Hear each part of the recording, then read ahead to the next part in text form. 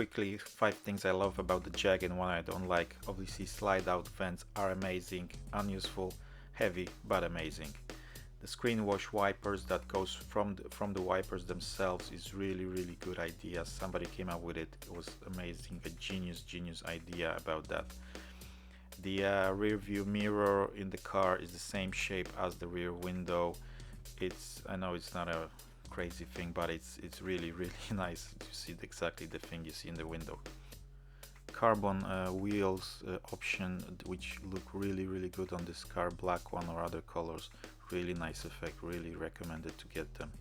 The headlamps from the basically World War II cars look stunning, guys. The flat, slim shaped, you know, futuristic design of them.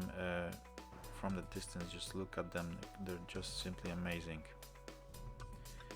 One thing I don't like personally is the indicator. You can hear the sound, it sounds out of place in a car that costs so much money.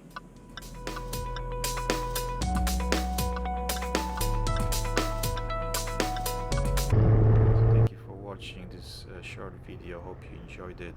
Please subscribe and watch other videos. We've got nice videos coming up and some other videos with the Jag as well. Amazing car. Thanks for watching.